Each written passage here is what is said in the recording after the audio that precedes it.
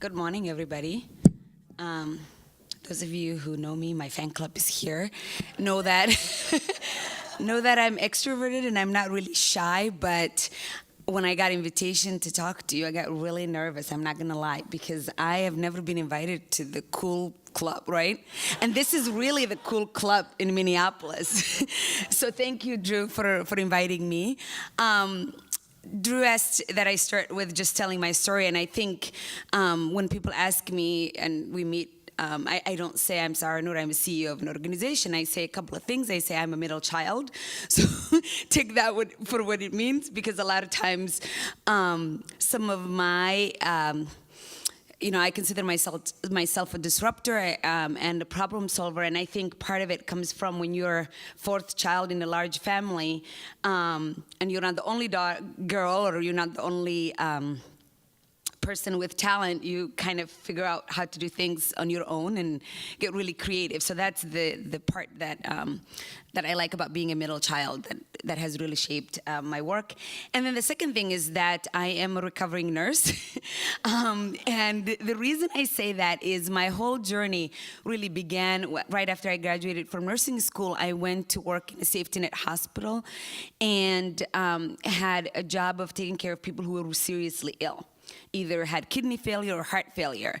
And this is about 17 years ago, and I was told that a lot of my patients who were homeless and who had a lot of life struggles, I had to discharge them to self-care. So thinking about equality to me really started about the thought of, here I went to school to be a healer. I went to school to actually solve and help people get well, and I am being confined by a system that really doesn't allow a lot of flexibility and creativity in the way in which we provide care to people, and the way in which we prevent disease, and the way in which we build a community. So that really started me in this path of really thinking of myself as someone who is not just an advocate and just saying things are wrong, but someone who's really feeling a sense of responsibility to make things better. Does that make sense? So that's what the stories that I'll be telling you really is around that theme of me trying to identify an issue that I feel personally should not happen in our society, should not happen in our community, and using my professional ethics and personal responsibility to say things could be different, and bringing people together to help solve some of the really challenging and complex and sometimes political issues. Because when we talk about equality and justice and equity, there are, even in our own families, there are people who really feel passionate about one way or the other, right? Can you relate to that? So how do we take that out, and how do we bring people together in a way that actually solves the problem and doesn't really say, it's not my problem, I think everybody's equal, and someone saying, no, you don't think everything is equal, look at all A, B, and C, that is not right. So that's really my journey, and what brought me to People Center is the People Center history is incredibly fascinating. Can I get this slide? So our building, so we're a few blocks from here. So in 1916, Presbyterian minister built a church in this neighborhood.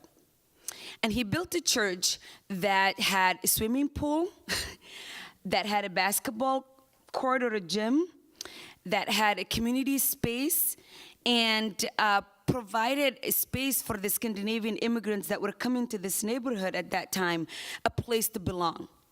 So his way of the beloved community concept. So what that did is then, as the church evolved and the communities evolved, right? There were the Norwegians and the Swedes came in, and the Czech Republic, and then the Asian community, the Korean first, Vietnamese, Hmong, and now the East Africans. In 1968, the church moved to Maple Grove and gave the building to the community. So that's where our name comes from, that people center. They wanted it to be used for the people that lived in the neighborhood. And a group of activists, community activists, got together and said, what we really want to use that space is again, to continue that legacy that minister left, of really using it for all sorts of things, not just one thing. So we had the students and activists got together and got volunteers from the medical school to open in the gym I was talking about, open a free clinic. So every evening, people from the community and anywhere in Minneapolis can come in and get free care. We had a food co-op. Right, we were way ahead of the trend. We had free veterinarian clinic. We had, and all of it, what is really important to keep in mind is they did not ask for anything. They would have a bowl if you wanted to contribute. You contributed. And what that did is really give people the opportunity to keep their dignity. So because in a lot of the healthcare system or social service, I think now it has become a transactional. So you have to identify your income, you have to identify your need, and it feels like your pride is kind of chipping away if you ask for help. And we have a culture that demonizes poverty, and sometimes people feel like, I don't want to say I don't have something. So they really wanted it to be, give what you can, we'll take care of you, volunteer run for many, many years. And it wasn't until the 1980s and 90s that we became a kind of a private nonprofit. And over the almost 50 years, I'm the third CEO. So 20 years, they even had a kind of a socialist type of leadership where people voted from the community about what to do, how to program the services, how to respond to the needs that were emerging from each immigrant community that came to the neighborhood. So today, what we are, and if you can go back to the slide, today we are a full-service community health center that provides medical, dental, behavioral health. We have 3 clinics in South Minneapolis. We've grown significantly and have become a lot more somewhat mainstream, just because of the business of healthcare has forced us to do so. But what we've kept, started with the Presbyterian minister, what we've kept is the spirit that people don't just need one thing.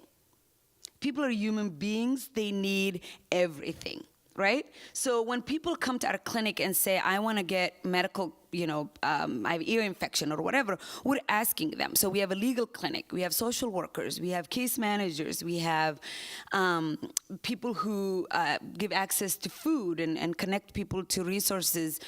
We help people sign up insurance. I mean, we do a lot more, and we call it supportive services or wraparound services.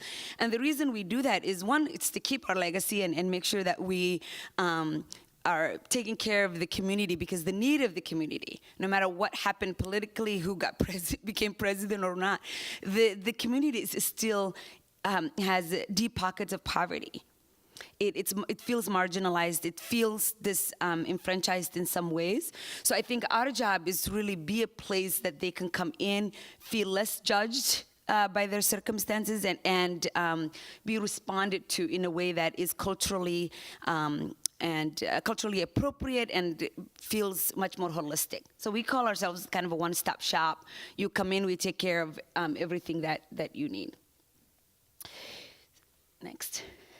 So, and for us, because when we talk about equality, I like this visual, because when we talk about equality, and I was saying in our dinner tables, that's where the conversation gets tricky, because who's going to say, I don't think everybody's equal, right? You're not going to have a good conversation if you start with, we hear that women are equal to men, or the blacks and whites are equal. I mean, that everybody can say, okay, I agree. I think but that's what the visual we have in mind, right? That we're starting from the same stool that everybody is on, right? We have public education, we have hospitals everywhere. What is the problem? right? You're in America. You're in America, land of opportunity. What's the problem?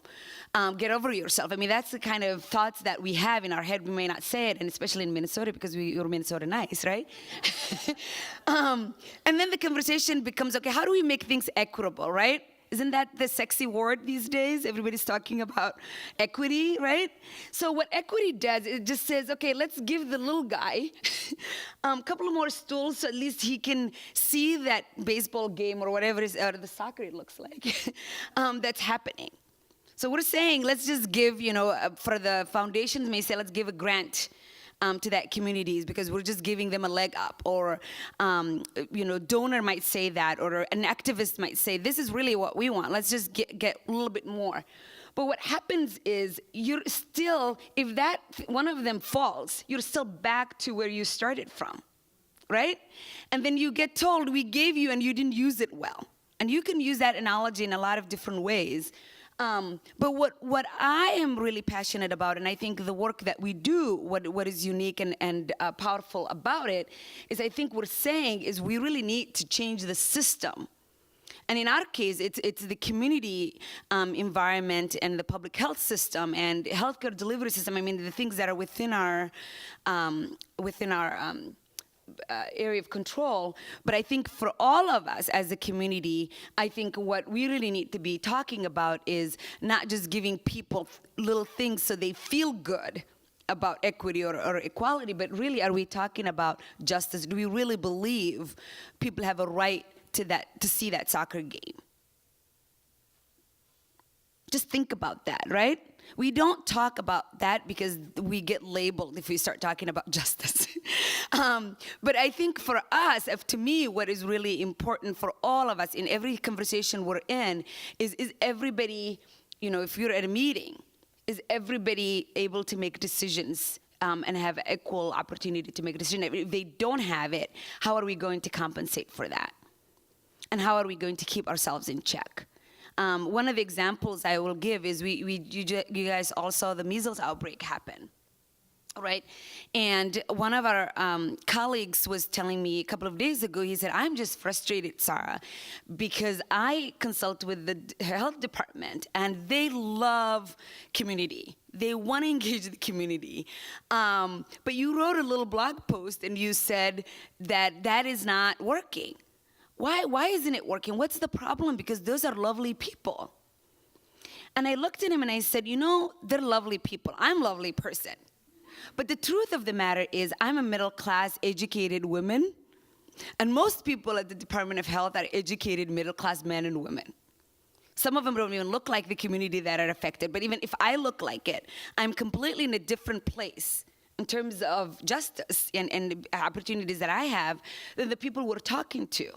So until we begin to listen to their story and begin to think creatively in ways that they want to be engaged, in ways that are meaningful to them, in ways that we can actually get to the heart of the matter and not the head, we're always going to have a problem as a society, because I think the people usually in meeting rooms and planning sessions and even activists have a lens that may not be relevant for the mass people that we're really trying to improve their lives. So I just wanted to leave that, that thought of it's really not about, sometimes it's not the color or the degree or that our intent is bad.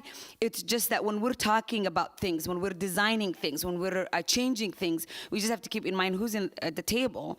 And if they all think like us, and for me, I'm trying to get out of the healthcare industry to find solutions, because I think a lot of times I even get in the way of myself because I start to put my nursing hat on and start to put my, culture of health model, and I'm always surprised how wrong I am about what is good for people.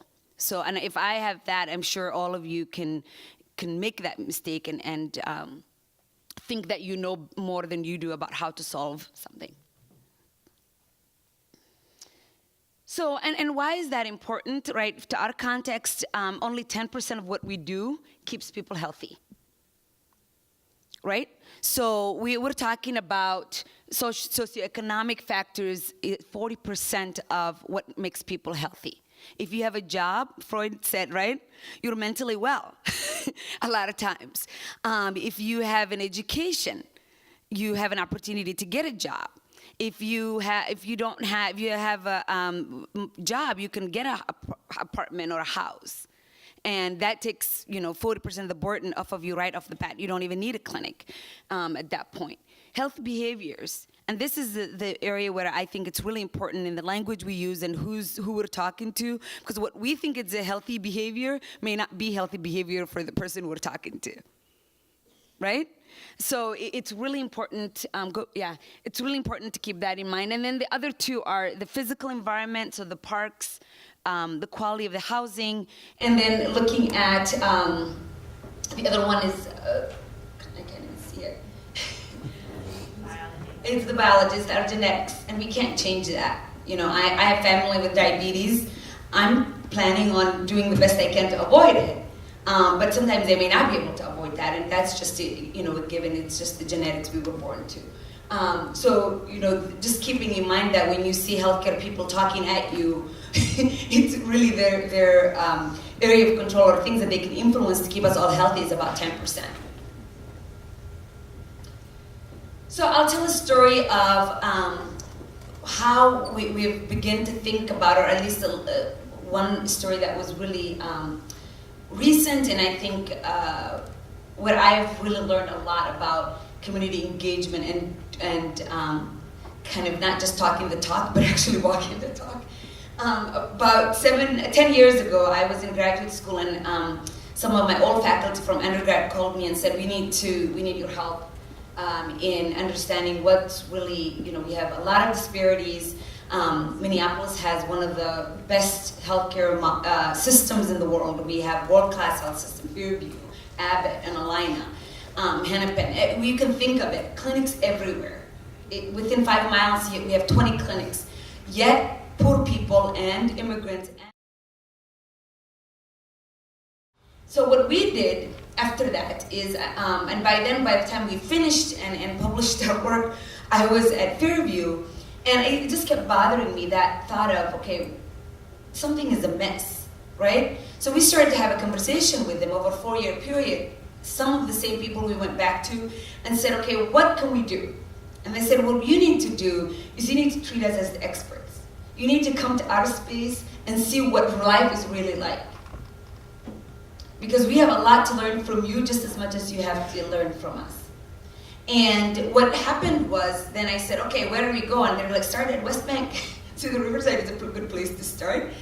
And they said, and actually to kind of not have the power dynamic, we really want to co-own it.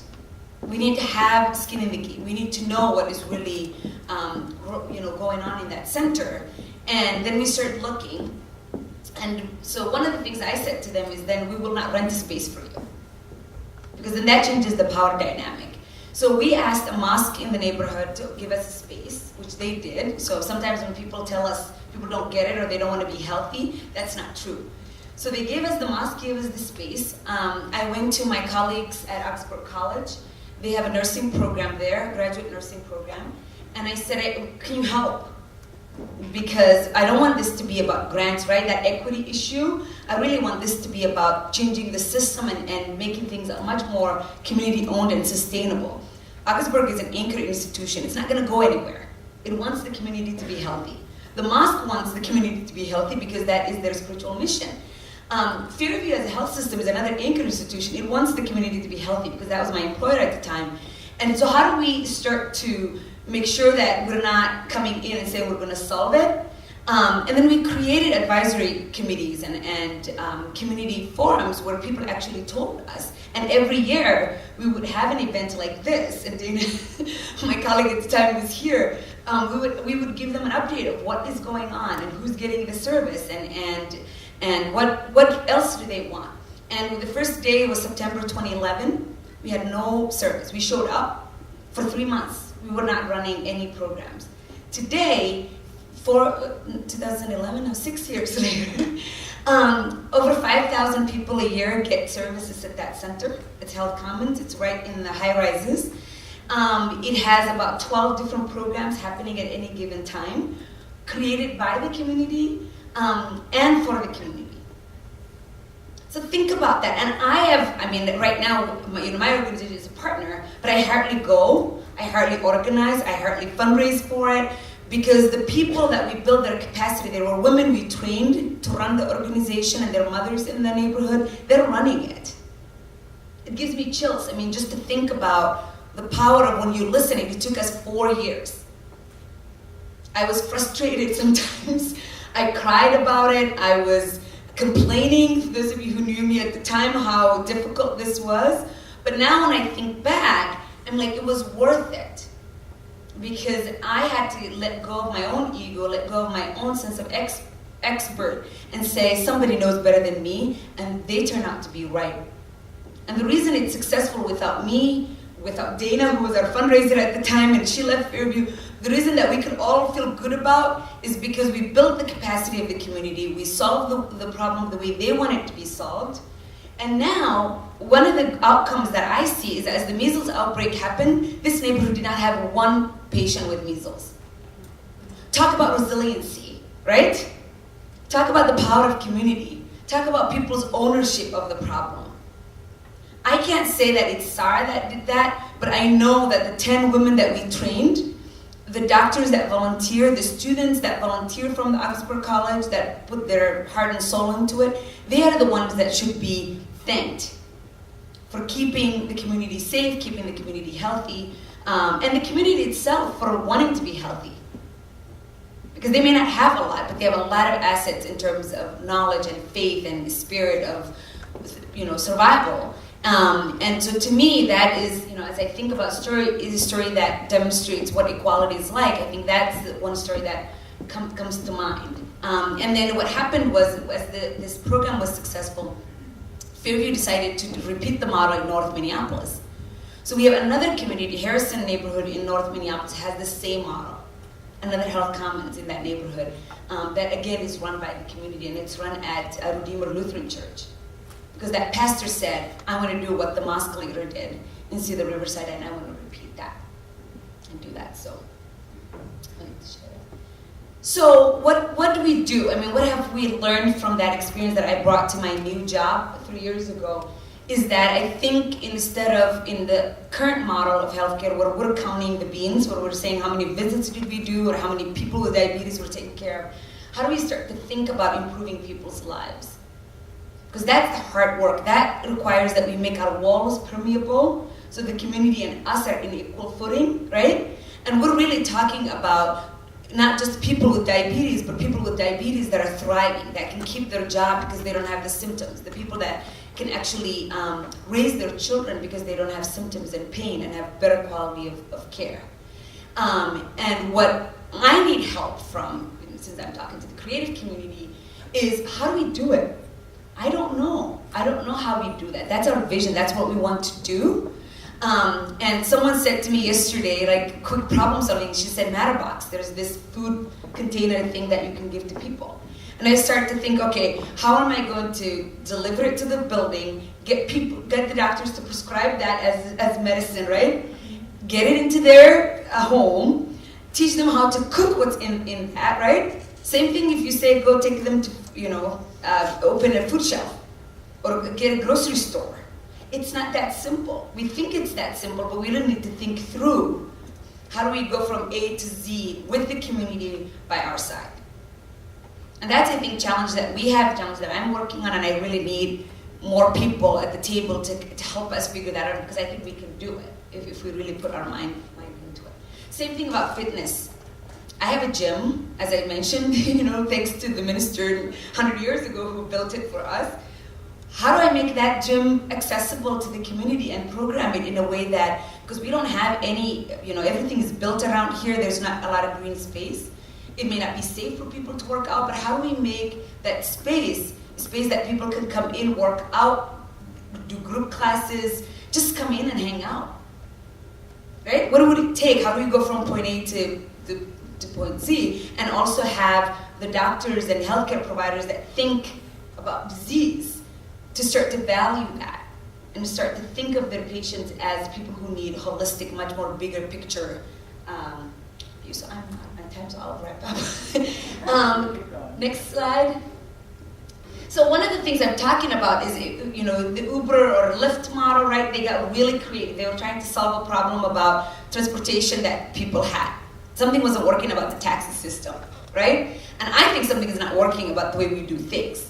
So how do we, you know, use that as our inspiration and say there has to be something we could do similar to what Lyft and Uber did for getting people access to non-prescription ways of healing.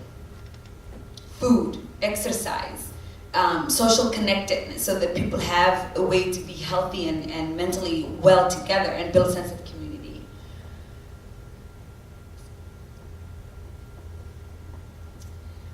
Because I think once we do that, the achieving health equity is not a matter of one community getting something and others are not getting. It's really everybody feels better about the outcome and everybody feels good about the way in which we provide service to them. And with that, I'm going to end with some of the things that I've learned, and I kind of talked about some of it.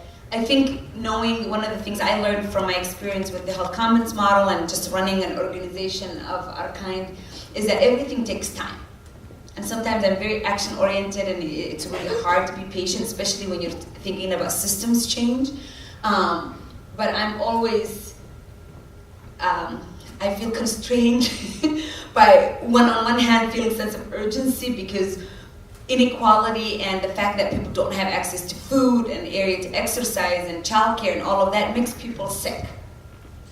The prescriptions our providers are giving are not keeping people well. So I know that, and that's the urgency I feel, but at the same time, engaging a community and doing the work the right way requires a lot more time and patience. So, you know, that's one of the things that I've learned. And I think the other thing that I learned, which is really good, it takes less dollars and less resources to do things that are better for people than throwing money at the solution. So I always tell my staff, I tell the people who fund our work, don't just give me money. Wait until I have some ideas of what that would look like 5-10 years from now. Because money is not the solution. There's a lot more resources we can build with a community that's powerful. Diversity of voices and experience, I talked about that, the more people we have. So if you're a graphic designer, you have a lot to contribute to healthcare besides our marketing plans. If you are, you know, artist that draws things, you have a lot because all of that keeps people healthy. So, you know, that keep that in mind. And everyone is an expert. I really believe in that. I don't really think my voice is more important than other people's voices. Even if you're not Somali and you're trying to solve Somali problem, I think you're still valid. Because you might come at it in a way much more creatively than I can even come up with. So, you know, keeping that in mind. And I'll leave you with this quote that I really like from Martin Luther King Jr. And it says, our goal is to create a beloved community, and this will require a qualitative change in our souls, as well as a quantitative change in our lives. So with that, thank you.